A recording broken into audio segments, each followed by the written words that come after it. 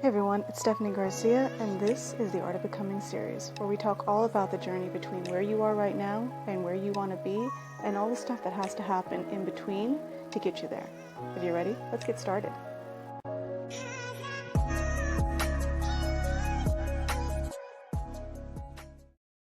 Hey everyone, how are you all doing? So today I want to talk about recommitting. At the time of this recording, it's February 2025. January was a very long month. A lot happened. And I've heard it over and over and over again. I felt it myself. We had, at the beginning of the year, all this energy towards choosing what we're wanting, setting our resolutions. We had all the goals. And then quickly, life lifed. And for many people, they found themselves dysregulated, or now it's February. They've given up on the goals. They didn't even care about their goals anymore. They haven't thought about their goals in a couple of weeks. It's been too much, right? Or there's been this stutter step, right? Of I've committed. Now I don't have time to focus on it. Okay, now I'm going to it's just back and forth. This has been going on. So I wanted to talk. I think we talk a lot. There's a lot of talk about committing and going for those goals, but not a whole lot is talked about recommitting or re-choosing what it is that you're wanting. And that's what I wanted to cover in this episode. But first, before we get into kind of some of the other things I want to talk about recommitting, I really think that we need to talk about one really important thing that I don't think anyone talks about when it comes to goal setting or going after your goals or setting the intention for what you want in your life and in your year. And that thing is dysregulation. I talk about lifing, and sometimes I joke about it and I laugh about it. But one thing that I don't think we talk about enough is that when life lifes, our reaction to it is never calm. When life throws curveballs, when things happen, it really does affect our nervous system. And our nervous systems send us into fight, flight, freeze, or fawn. It used to be appease, but now it's fawn. And that sends us into short-term thinking and survival mode.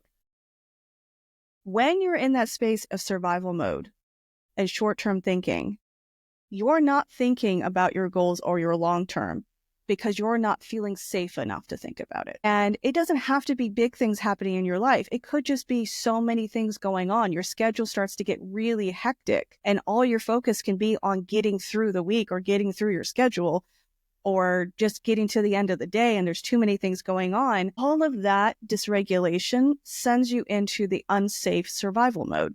And it's from that place that all that we can focus on is right here, right now. And all those other goals and things that we're wanting out there, over there, become less important because we just need to get through. So if you're finding yourself derailed from your goals because you're incredibly dysregulated, I want to give yourself so much grace. I mean, give yourself grace for falling off anyway, but give yourself so much grace if so much stuff, so much stimulation, so many things have come to you and you're just feeling like you can't focus on anything else other than what's going on right here and right now. Sometimes that's what happens in life and that's what you've got to do. Give yourself so much grace, focus on what you got to do short term, and know that you've already set those goals and they'll be there when you move through this moment. Now, aside from getting dysregulated, getting sidetracked is really, really, really common. I think it happens to all of us. And so, as I said earlier, when it came to being dysregulated, give yourself so much grace for being dysregulated, but also give yourself so much grace for getting sidetracked. It happens, all right?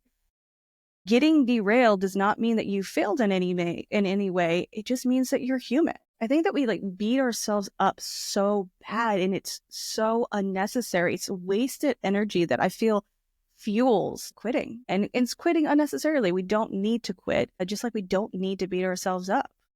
It's a process. Choosing your goals and choosing what you're wanting your year to be, you have to know that when you're choosing that, when you're choosing the kind of life that you're wanting to have, you're still living in the life that you've already been in, right? When you are choosing a different direction of where you're wanting things to go, you have to know that that decision is still being made within the midst of your life and the midst of the world and the way that things are. There's a lot of things around you just because you committed and made a decision doesn't mean that the path to get there is a straight one. It's kind of like the GPS in your car. Set the intention, you set the direction of where you're wanting to go with that GPS. But I don't know if you're anything like me, there's been many times that I have gotten detoured, or I've taken the wrong exit, or I went down the wrong road. Even though I set the intention of where I wanted to go, it didn't mean that there wasn't construction or something else along the path. I set the direction of where I want to go on my GPS. In the world, that's what it is, right? So I might get frustrated and angry and annoyed about it, but I don't sit there and say, oh, well, I made a mistake. I got detoured. I guess I'll just stop and I'll just turn around and go back home. I don't do that. And I think we give ourselves so much, we might get frustrated, but at the same time, we know where we're going. We know that we set our direction into the GPS. We just reroute. We just keep going. We just recommit, right? And I think that that's the way we need to see our goals.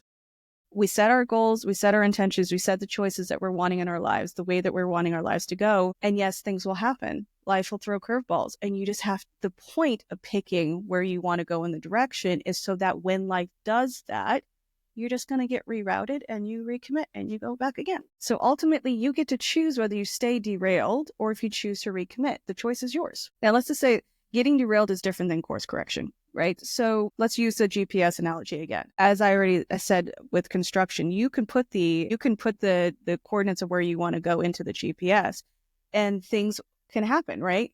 So there might be an accident on the road, or there might be really big construction, and now you have to course correct. It doesn't mean that you're not going to where you're wanting to go. It just means the path is not a straight one, and now you've got to go in a different way to get there. But you don't sit there and get angry or frustrated because you're not able to go through that path that was set for you.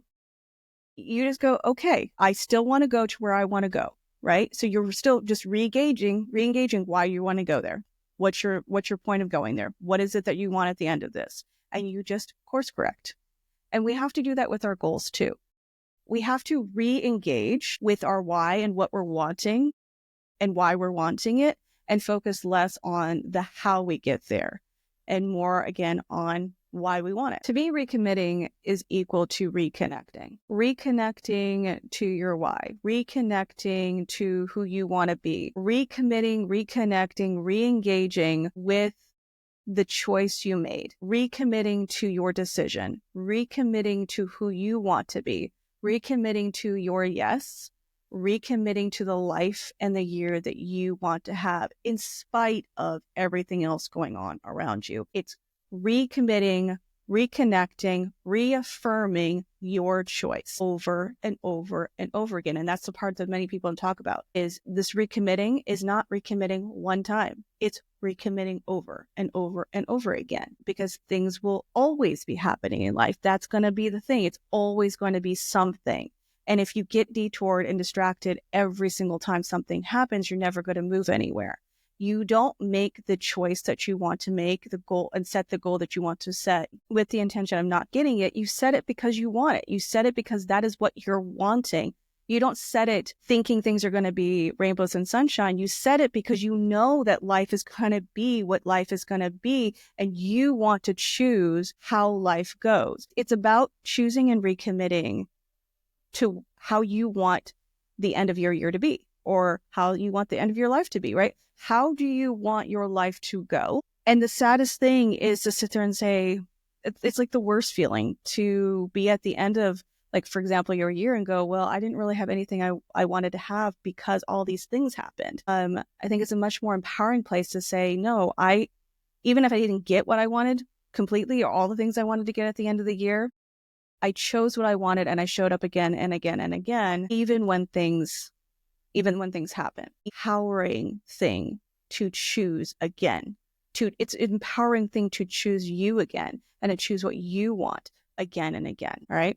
So that's all I have for you today. I hope it was helpful, and I'll talk to you later. Thanks so much for listening. If you'd like, share this episode with a friend. That way we can get it into the ears of people who need it the most. You can also visit my website at theartofbecoming.me. While there, you can go ahead and download my guide, Own That Shit, 3 ways to own who you are, own what you do, and own it out into the world. Thank you again so much for listening, and I'll speak to you soon.